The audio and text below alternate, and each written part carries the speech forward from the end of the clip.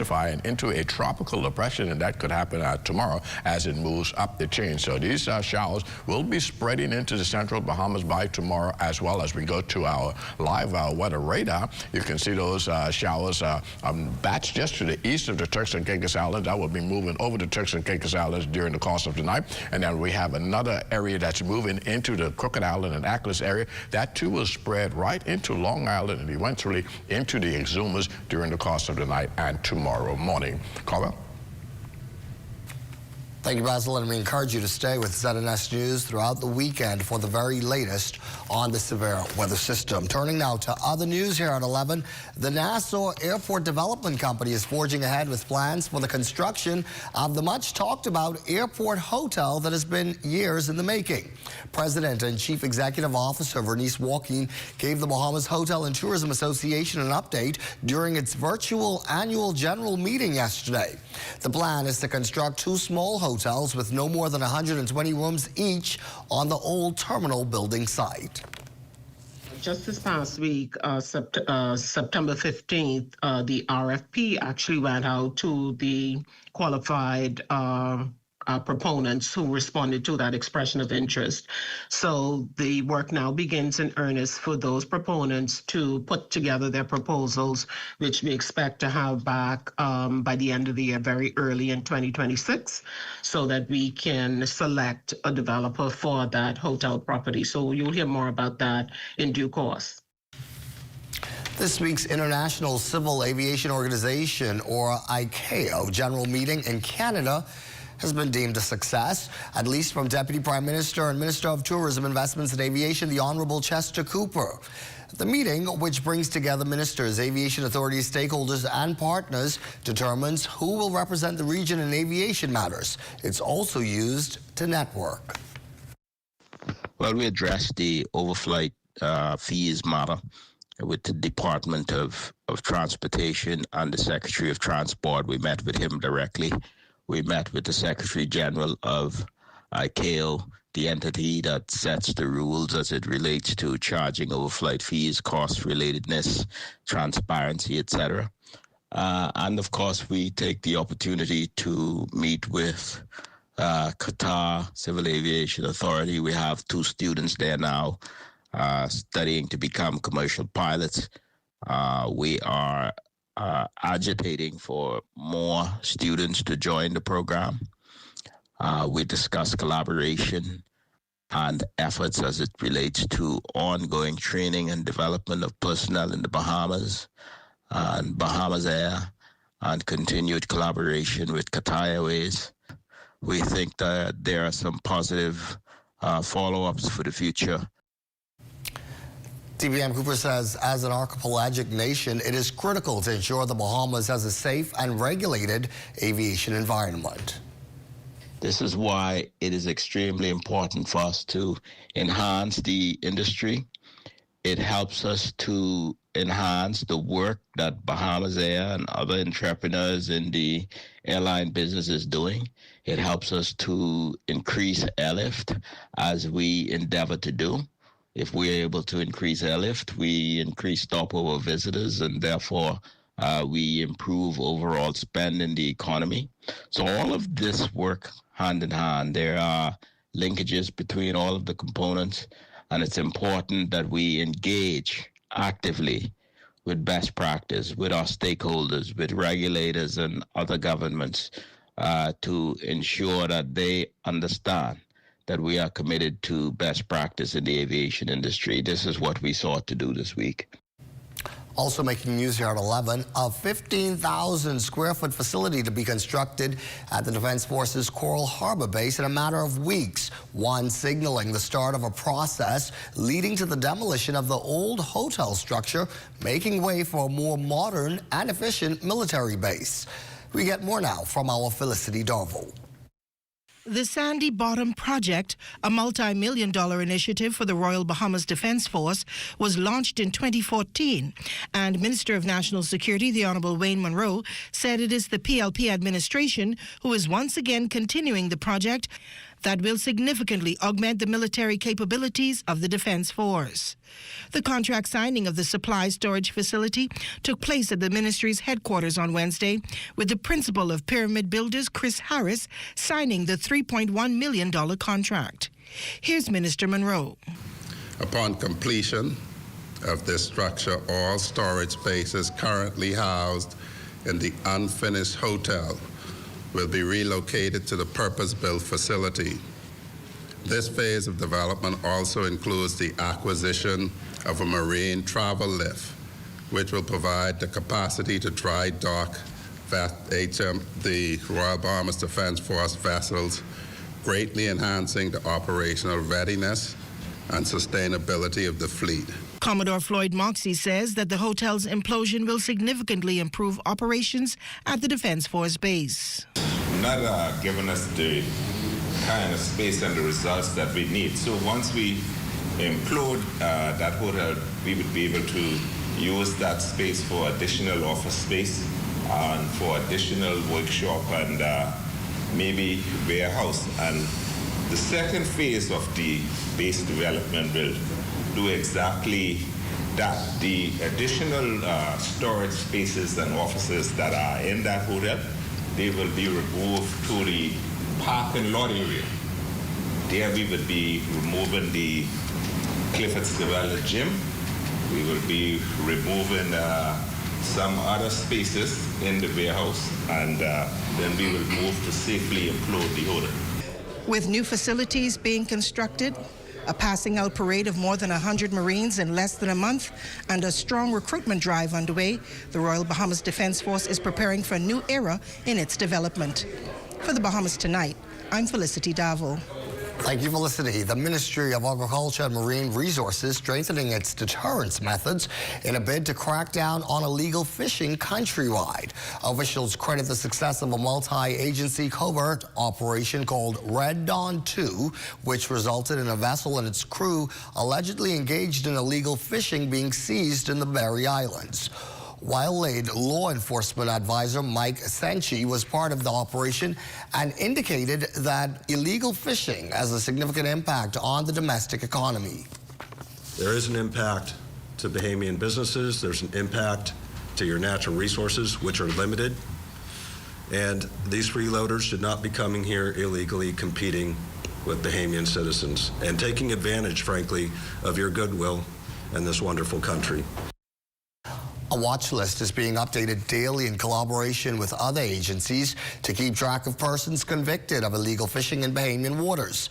The Department of Public Prosecutions is partnering with Agriculture and Marine Resources officials to prosecute those who breach our fishing laws. Assistant Director of Public Prosecutions Eureka Kosia provides more insight on a 3-year ban imposed as part of sentencing for those convicted. It's not a ban from entry into the country. They can still come to the country as visitors. They can still enter the country on a cruise ship, but they cannot come on a fishing vessel, be it a pleasure craft or a commercial vessel. So the ban is against each individual. Their names would be placed in the system with Customs and Immigration. At any entry port, they're supposed to clear Customs and Immigration, and so they would be red flagged. Some other news here tonight. Across the capital, drivers are waking up to empty driveways and streets that feel a little less safe, as a growing threat lurks just out of sight, leaving families and commuters questioning how secure their vehicles really are. We get more from our Amia Moss. According to the Royal Bahamas Police Force mid-year statistics, from January 2025 to date, 331 vehicles have slipped into the hands of thieves. While 184 have been recorded, 147 remain stranded into the web of theft. The police crime report on September 21st, 2025 revealed that a white Nissan Q was reported stolen from Zonalda Drive. And in an unusual twist, a second car of the exact same model was was reported stolen that same day. Authorities warn that thieves are trading crowbars for code as they grow technologically cunning, using portable hacking devices to infiltrate car systems or reprogram keys, disabling alarms within minutes, often without leaving a single scratch or an alert. With parking lots potentially turning into hunting grounds, some residents fear that their vehicle may be next. Until each stolen ride is reunited with its rightful driver, the road to security remains bumpy and uncertain. According to Inspector Raphael Miller, attached to the stolen vehicle section of the Royal Bahamas Police Force, the theft of Japanese cars are on the rise across the capital, and authorities are urging residents to take proactive steps to safeguard their vehicles. Police are urging residents to park in well-lit and high-visible areas, using multiple security devices, install GPS tracking systems, lock all doors and windows on your vehicles, be vigilant in residential areas, keep records of vehicle details, and use extreme caution with keyless entry systems. When a car vanishes, so does security. Until every key is returned into the hands of its rightful owner and peace steers the way, fear will remain the unwelcomed passenger. For the Bahamas Tonight, I'm Amaya Moss. Some good advice there. Thank you, Amaya. Well, still to come this late night, powering up Long Island. You're watching the Bahamas Tonight at 11. There's more news in a moment.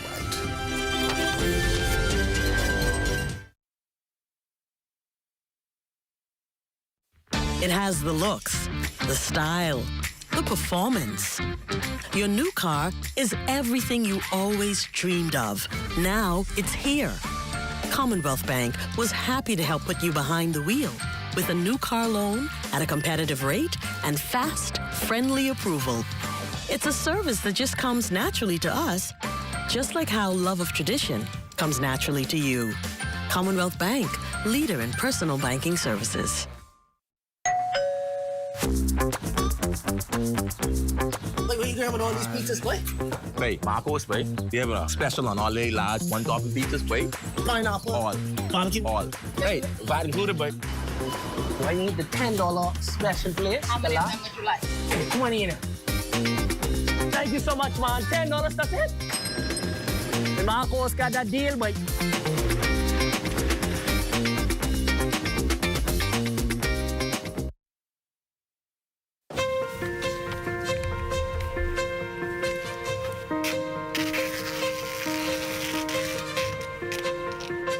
Get this straight to our new sales and marketing office, Centerville House, 5th floor, ASAP. New sales and marketing office, Centerville House, 5th floor, quick. New sales and marketing office in Centerville House, 2nd Terrace West, 5th floor, on my way. New sales and marketing office, Centerville House, 2nd Terrace West, 5th floor. You could have caught a ride with me. We're only a block away from ZNS. ZNS Sales and Marketing has moved to the 5th floor, Centerville House, 2nd Terrace West. For more information, call 502-3800.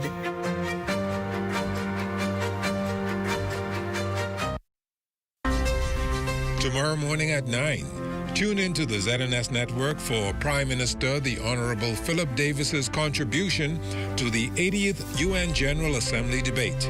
That's Saturday, September 27th at 9 a.m. right here on the ZNS Network.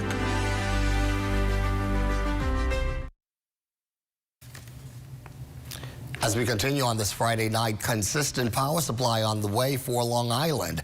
That's what Bahamas Power and Light Company CEO Tony Seymour promised at Wednesday night's Small Business Development Center town meeting in Clarencetown. She acknowledges the nagging issue has frustrated Long Islanders for too long that stems from the power plant's location.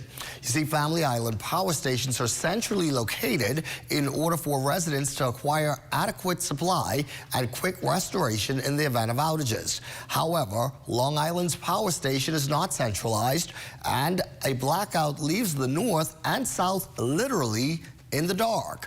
The BPL CEO believes there's a solution to this aging issue. One of the things that we've proposed to the board is a $1.2 million investment in a generator and a transformer to be placed south of Scrub Hill, because in reality, if we lose 2 engines, 1 engine can probably power from Millers to about Scrub Hill. And so the rest of South Long Island is suffering in darkness and heat until we get a 2nd engine back up and running. So what that will do is bring relief, immediate relief to the residents of South Long Island, and also bring relief to the engines at the Millers Power Plant.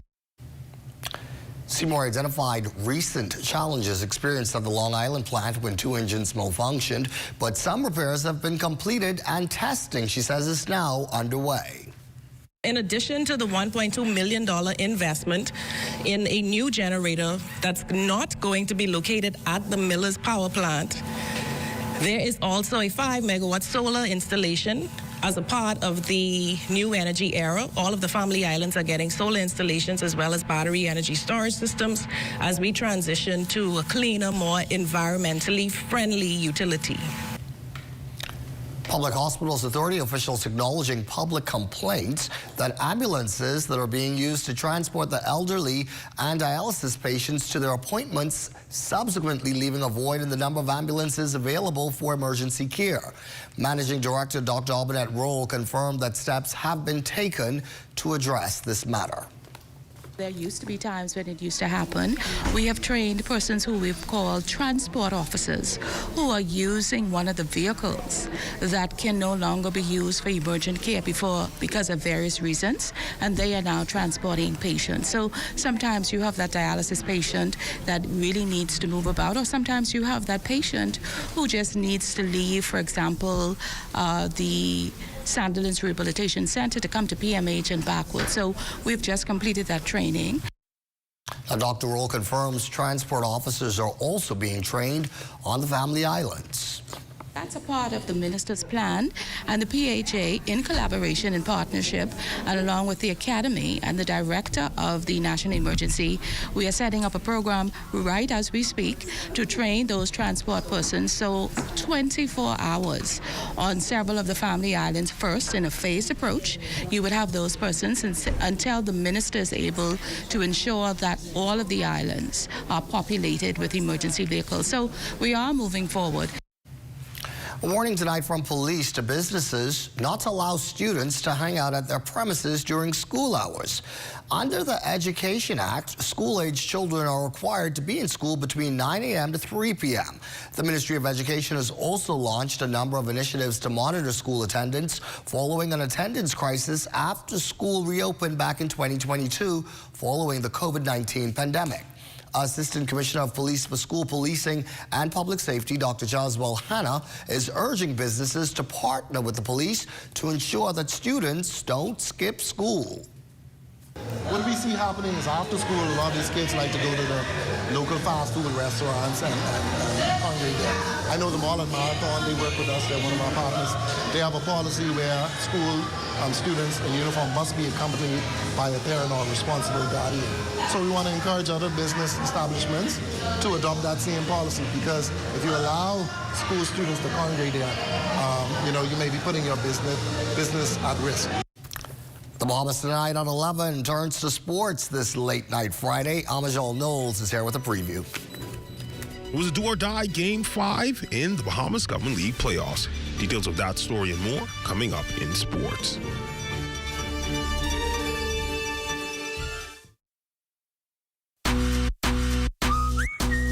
Honey barbecue, sweet and spicy, all new. Signature hot wings. What's your flavor?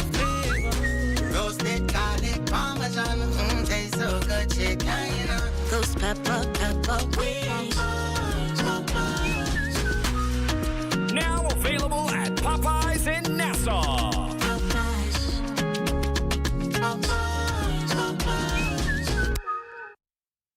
Are you a talented musician ready to take your passion to the next level? Then the Bahamas National Youth Choir is the place to be. Auditions are now open for the month of September to persons ages 15 to 25 years old. We offer 2 exciting options: concert choir for those who enjoy classical and traditional music, and show choir for those who want to perform in a more theatrical setting. Don't miss your chance to be a part of an incredible musical journey. To set up your audition appointment, email us at bnycsecretary@gmail.com. Let your voice be heard with the Bahamas National Youth Choir.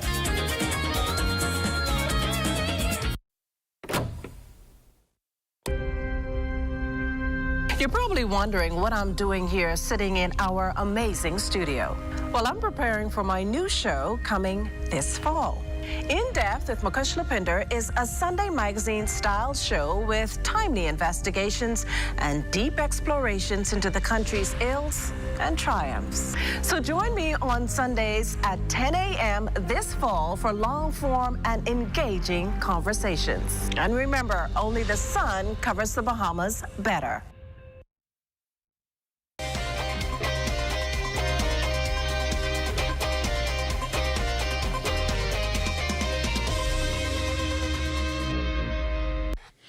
Welcome to your TGIF Sports, everyone. I'm Amajal Knowles, topping sports. Do or die Game 5 in the Bahamas Government League basketball playoffs. The Ministry of Youth, Sports and Culture Panthers clashing with the Nassau Flight Services Ballers. To the tape, the Ballers working around the perimeter. Lamont McPhee Jr. here with the triple. He had 12 on the night. Ballers still looking to probe the wily veteran. Abel Joseph getting into the lane for 2. He had a side-high 18. Panthers trying to cut into that lead. Brandon Strawn gets to the cup for 2. He had 19. The only Panthers player in double figures on the night. But that would be all the Panthers could muster. Joseph would score here again, and the Ballers would cruise on to the championship game with a 75-54 win. Wonderful feeling. It's a wonderful feeling. And we have something to prove this year. We came to the final last year, exact same team, and we get sweep. What would really happen if you realize the 2 games that we lost?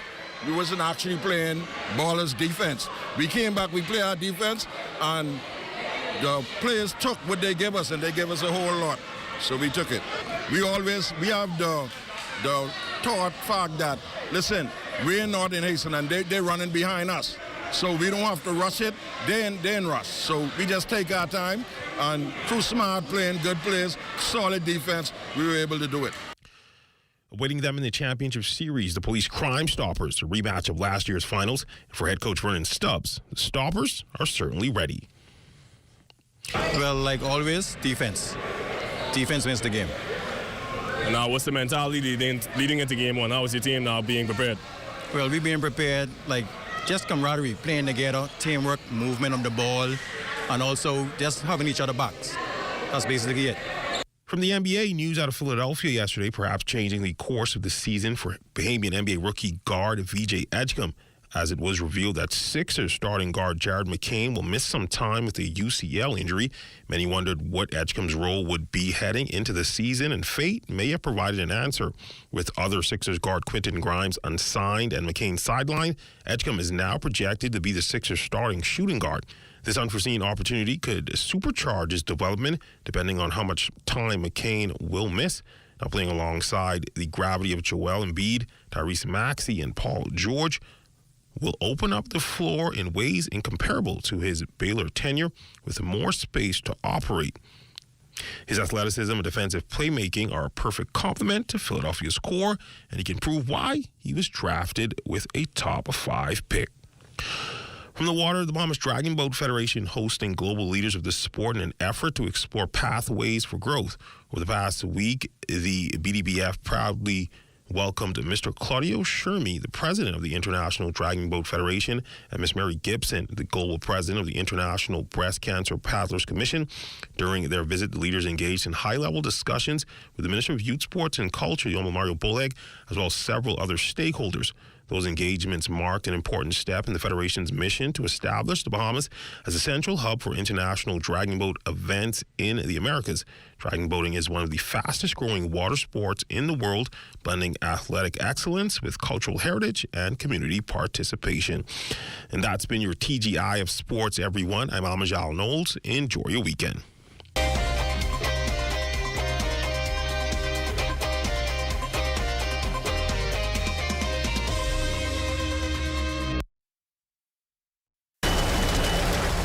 It's me, Wednesday Addams. Your life just took a dark turn. I regret to inform you that I have devised the meal of misfortune with Wendy's. It's pure torture for your taste buds, with 4 nightmarish dips of dread. Don't waste my time asking which ones you'll get. You must surrender to your fate. Enjoy the anguish.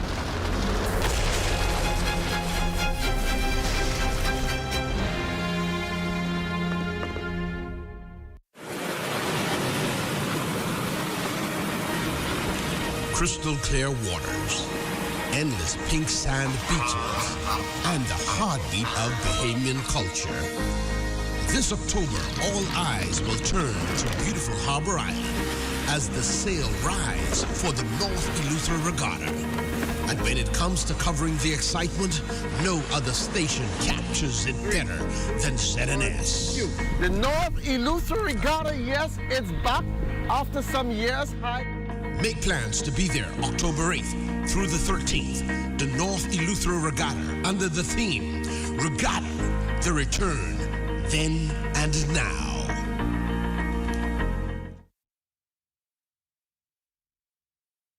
We're moving into the weekend with some unsettled weather ahead of us. Let's check in now with Chief Meteorologist Basil Dean.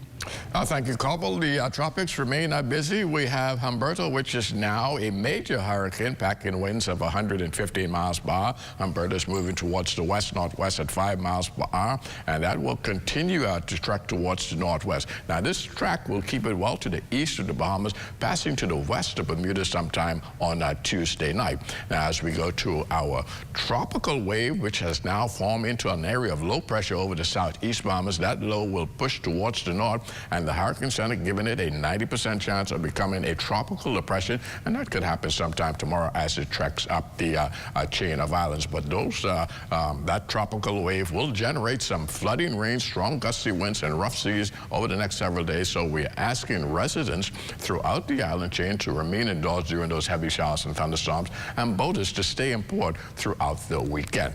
Now, as we go to our live radar, you can see those showers again moving into the Turks and Caicos Islands, spreading throughout the southeast Bahamas, and eventually will make its way into the central Bahamas during the early morning hours.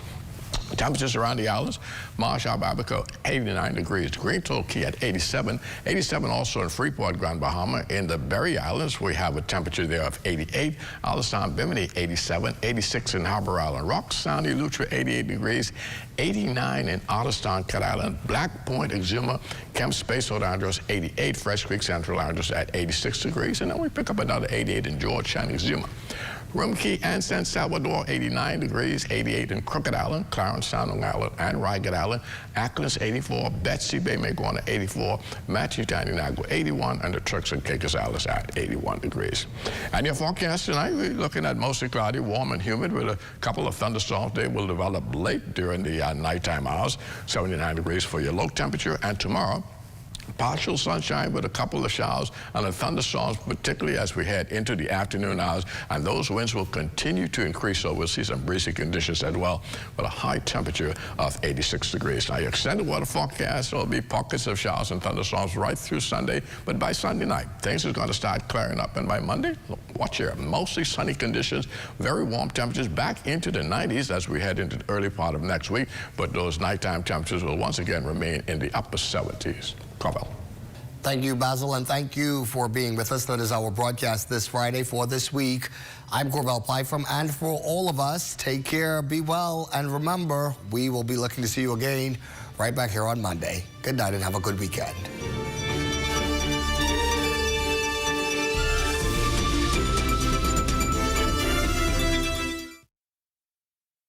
At Fort Montague, I'm Opal Roach. This is ZNS.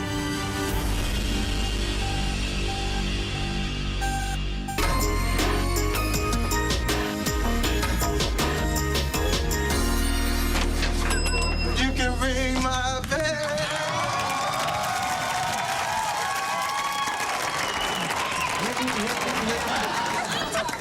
What's up, luscious lavender? Can I check in, please? Oh, I ain't mad at you.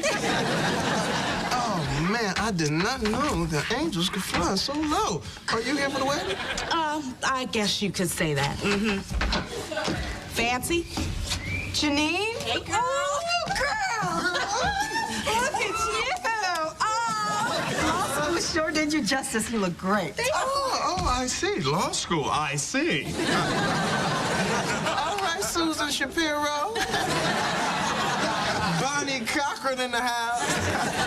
Hey, look here. You know, I got some briefs over here that may need looking at if you got some time. Jamie, I don't think so. This is Janine, the bride-to-be. She's getting married tomorrow. That's right. And according to my chart, Sagittarius is in the house.